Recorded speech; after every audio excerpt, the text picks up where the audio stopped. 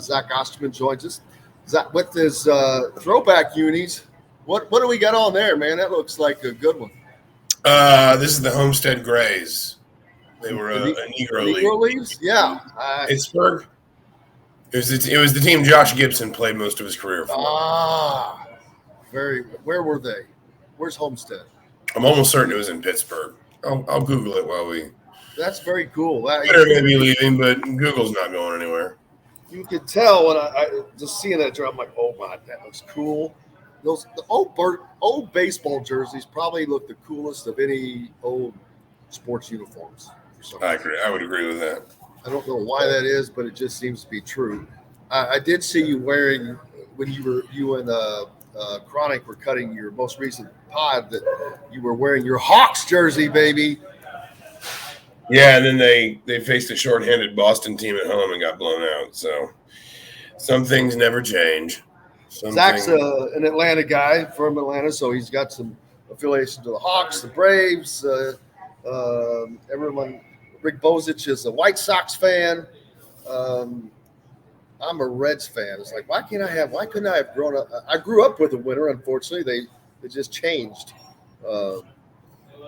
And I'm afraid mine's never going to come back, man, being in that small market. But lots going on in sports last night, of course. Michigan, man, that was kind of a shocker. Part of it is I don't know how good Arizona State, they could just be really good. Just because they were unranked. You got Bobby Hurley on the sideline there. They looked damn good watching them in the game. They shot the heck out of the ball. But a little surprised to see Michigan get run out of the gym like that. Yeah, I mean, early season will throw up weird results. We know that. I mean, and I think I think part of the problem is that these results go up while we're still kind of in college football mode, and we're thinking, oh my God, every game means so much, and every game's a statement on the course of a season. And then, we get to February and March, and Michigan's top 5 in the country. I'm not saying they're going to be, but we look back at November and we say, wow, that game did not mean what we thought it meant. I mean, listen, I'm old enough to remember an Indiana season where I covered Indiana beating Kansas and UNC in November, and that season ended in the NIT. So, it's just you don't want to make too much of it. I agree. It was surprising. I would say on the other side, not that Pitt is very good or should be very good this year, but Michigan buried Pitt in the game before that. They won by 31.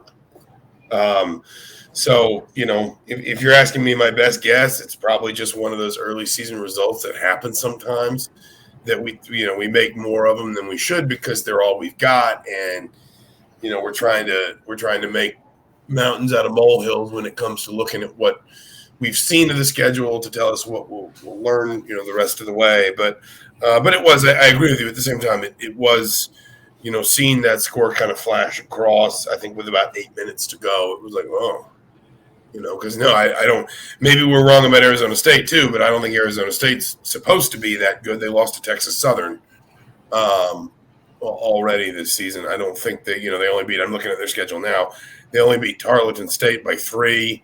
They only beat VCU by 4. They lost to Texas Southern, and they beat Michigan by 25. So, And sometimes you just have bad nights. I mean, Indiana's going to have a bad night. There's probably going to be a surprise loss somewhere that you just did not see coming. They happen. You brought the right situation on the road, whatever. I mean, tonight at Xavier, for example, I expect Indiana to win, but this is going to be a tournament-like environment. This is a sold-out, standing room only. This is big for Xavier.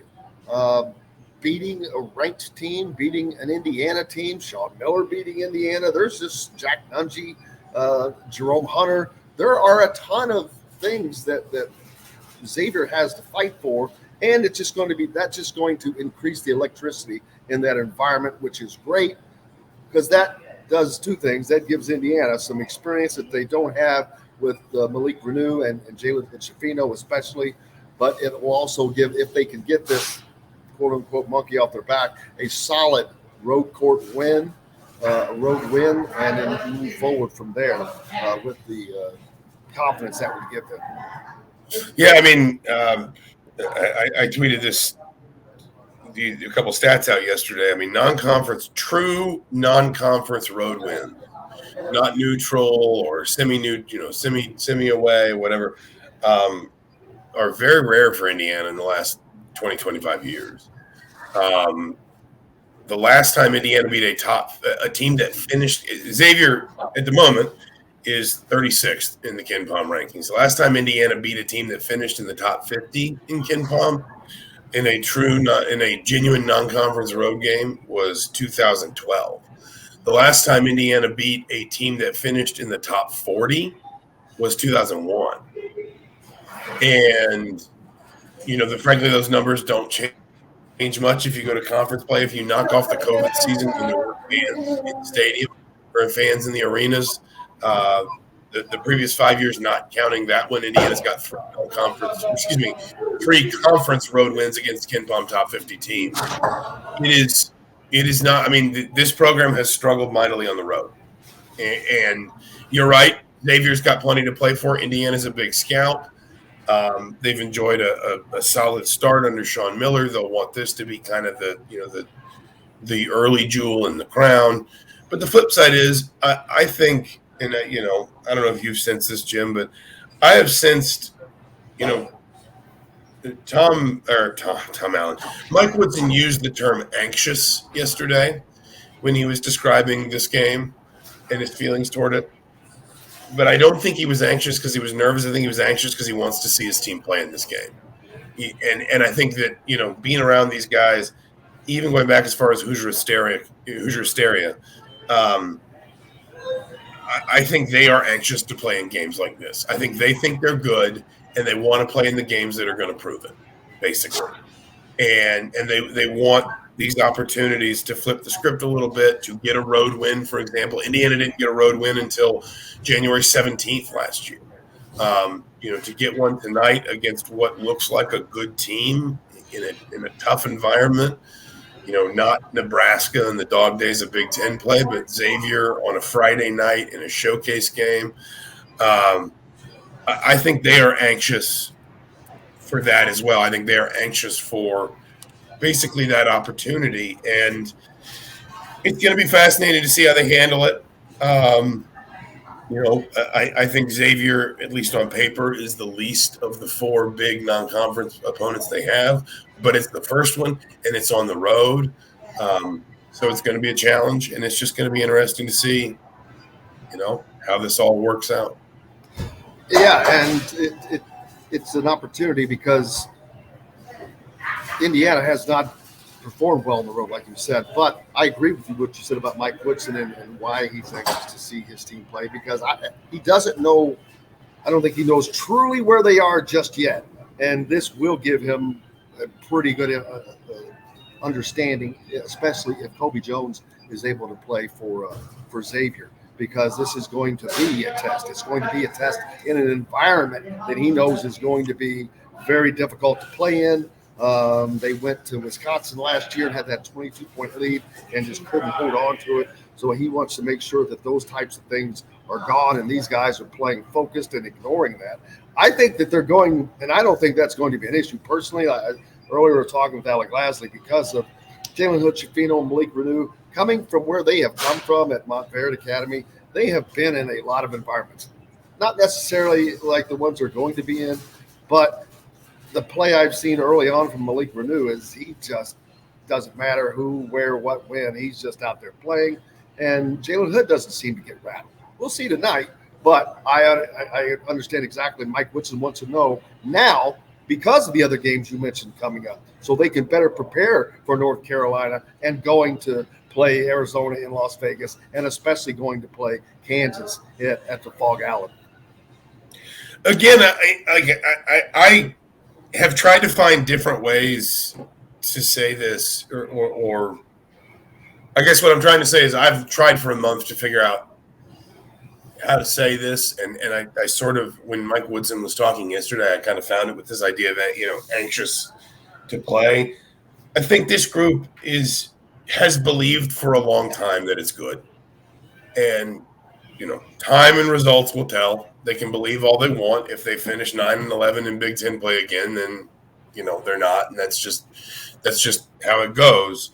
But I think they have the capacity, they have the skill, they have the potential to be very good. And that being the case, I think they have been anxious for games like this for a while because they want to prove it to themselves, and to some extent they want to prove it to the general you, me, us. Well, the national pundits they're still keeping Indiana at arm's length, even though they're ranked in the 12th. I see a lot of people that are still kind of, Seth Davis, those guys were expecting Indiana to be the most disappointing team.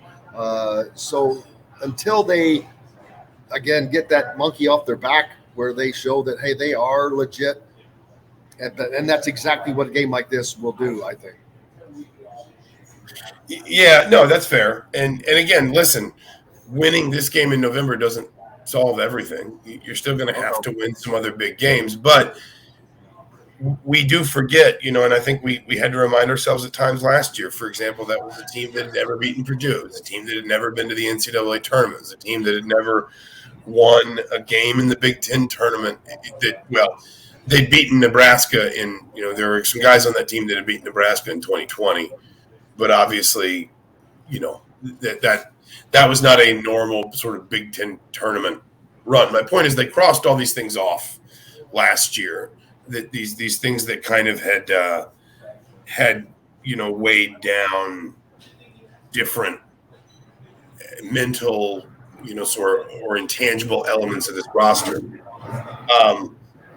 But if you want to go up a level, I think the way Mike Woodson put it yesterday is if we want to get to where we want to go, essentially, these are the games you got to win. These are the stages you got to improve. You got to prove it on.